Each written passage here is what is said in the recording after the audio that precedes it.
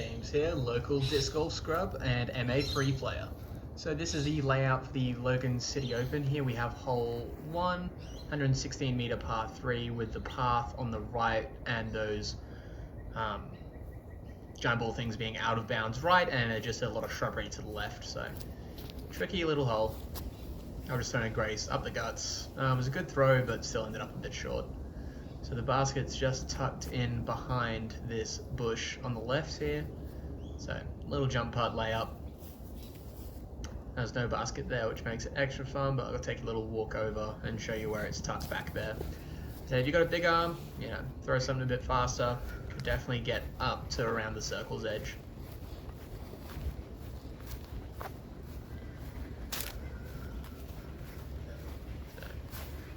That's where the judges ended up, and we're over there by the X. So coming into hole 2, it's 177 meter par 4, with the tree down on the right hand side being a Mando left, and the bollards being OB on the left. So you just got to drive something straight up the middle there, about 80-90, should give yourself a good look. Ended up in a decent spot. I'd rather be a little bit longer so I could throw a hyzer around the big tree in the middle of the fairway, but I'm just going to try to jam a mid-range straight at it. We've got a bit of headwind here, so we've got a little bit of jump up and down at the moment, but it's not too bad. You get to that tree, you're in circle 2 for a look. So ended up at the base of the tree there, and we'll just take a little walk past. And basket's just up there, so the tree's about 15 short of where the basket's gonna be. Alright, hole 3, 220 meter par 5. There are 2 Mandos along the left side of the fairway. It just makes you play straight up. Here I'm going to grace, bit of hyzer up the middle. Not a bad rip.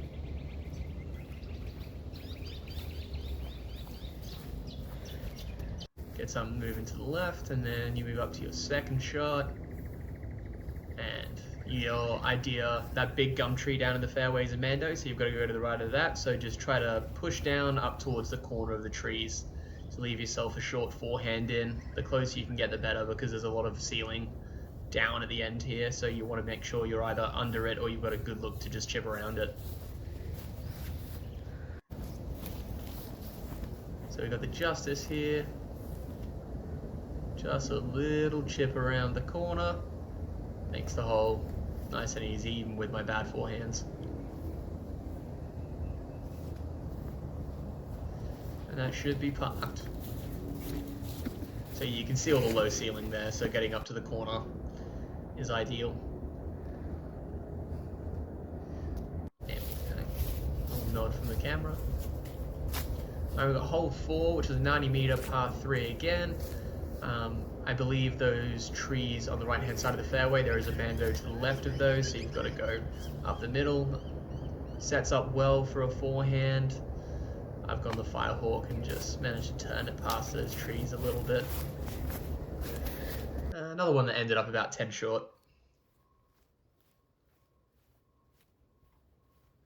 Now we've got the basket just up on the hill here.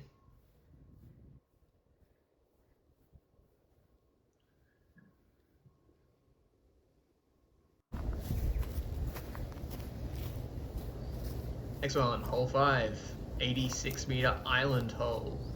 Whatever you can throw straight down. You've got about 70 meters to get inbounds. There's quite a nice layup area before it for people who can't quite get that far. But that Claymore's going pretty good in the wind. Should be about a 5 meter putt to where the basket is.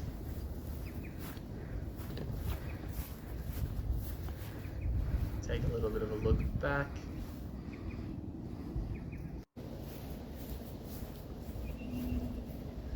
Alright, hole 6, another par 3 with the dog park on the right being out of bounds, and everything left is nasty. Past those trees there is a pond left, so whatever you can throw about 86 meters straight.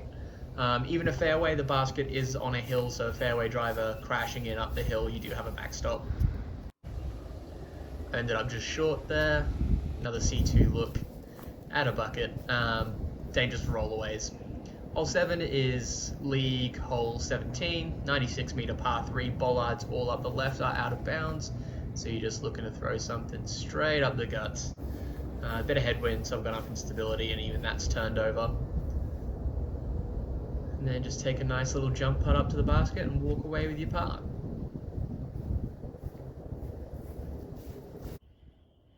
We're not going to talk about that putter wobble.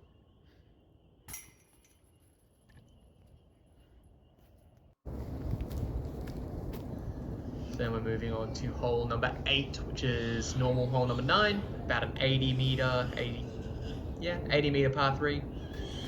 Something stable up the guts. I'm going with a hyzer with the evader. Taking it down, try to get a skip left. You can even go more stable. That's left me about 7-8 meters out to the right with a little look at the basket. It's the part I dread about any video, the time I have to start putting.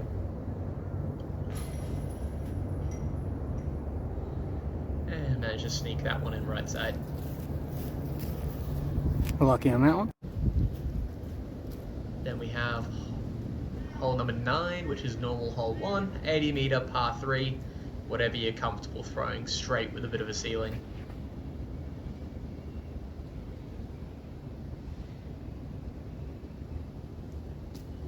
Yeah, and that one's just gone up the middle, a little bit short.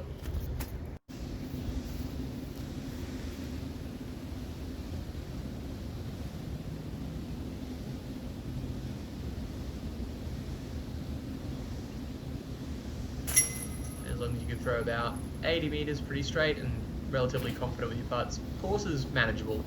It's a fun layout. Alright, stepping up to hole number 10, 113 meter par 3. You've got a path up the left and a path up the right, dealer's choice. I'm a backhand guy, so just a grace with a bit of hyzer up that right side. Got it moving to the right a little bit and then faded back in line with the tree where the basket is. Not quite perfect. A little bit short, not too bad, about 7-8 meters. On the basket, little looker birdie. Deep is nasty, but also provides a little bit of backstop. Hole 11, we have a par 4, about 140 to 150 meters. There's 2 mandos in the fairway that I'll talk about in a second. Just kind of want to push something out, right or left, dealer's choice again, and just get between those. So these are the 2 mando trees. One was just on the right of the camera there. The other one's there that you've got to go between. It's a big gap, but still forces you to be good off the tee. I've ended up just about 10 or 15 past those mandos with a look straight down this left side gap towards the basket. Taking a putt up, letting it turn a little bit. And that one's ended up right on top of where the basket location is, so we like tap-ins. Now we did miss hole 12, which is normal hole 2, which is an 88 meter par 3. This one's a 60 meter par 3 with a gap to hit off the tee. Take whatever you can throw straight and just put it down there. Wasted. Aced that one the other day, was seeing if I could do it again. Put it on the right line. And we're left with a tap-in. 2 tap-ins in a row. Hole 14, which is normal hole 4. 85 meter par 3 that moves left to right. That big tree in the middle of the fairway, you can either go left of that or right of that. I've done a flip up through the middle, just got it to turn over. I think we raced that one too. And that looks like it's on a pretty good line. This tree's really the mark. As long as you can get to this tree, you've got a good look at the basket.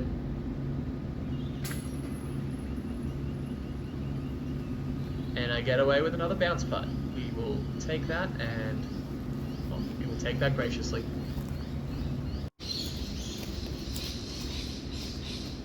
Alright, hole 15, which is normal hole 5. It's the basket's been pushed back and left, so you got to disc up a little bit, get something that you can push through that right side, and get to skip. Almost like it. Forehand up the left is an even better run if you've got a good 90-meter forehand that you can keep low and get to skip up towards.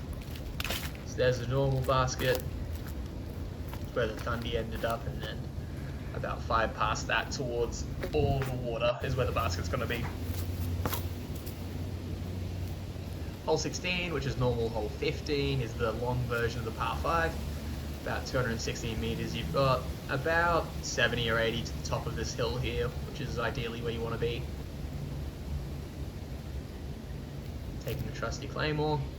Just trying to put it on top of the hill. That one's ended up a little bit short, so I'm going to have to do a forehand up to the middle of the gap, but that's fine. Taking the line, the edge here, or pinch. I'd love to be able to throw a backhand straight through the tunnel, but a little chip forehand to about halfway isn't too. Let's see that fine forehand form once again.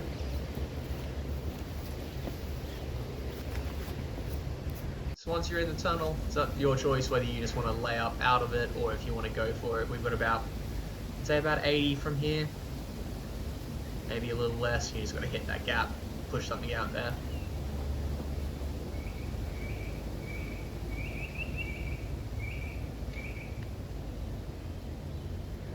So pop that one just short left. Should be a nice makeable putt.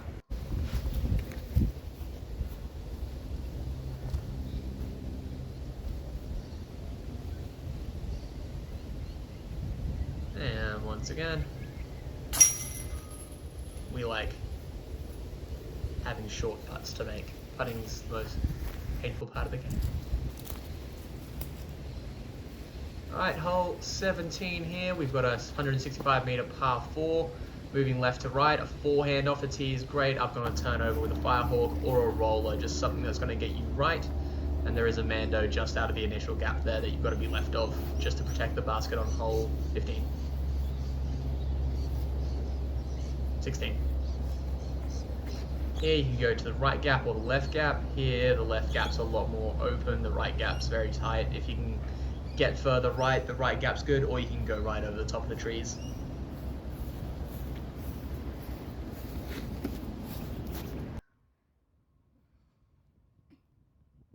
And that has left us about a 7 or 8 meter putt to the basket. Can't complain with those. It's a tricky par 4. Last but not least, hole 18. You've got to get whatever disc you can throw uphill 77 meters and post it through a letterbox with the overhanging branches and the hill getting in the way. Those overhanging branches coming into play there, just fading out left, leaving myself a nice little chip forehand up to the basket on 18 to close it out with a par.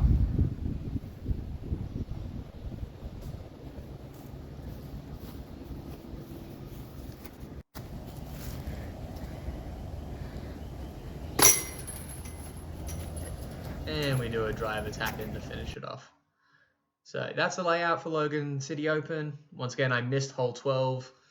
That's just normal hole 2. Hope to see everyone out there. Have fun playing.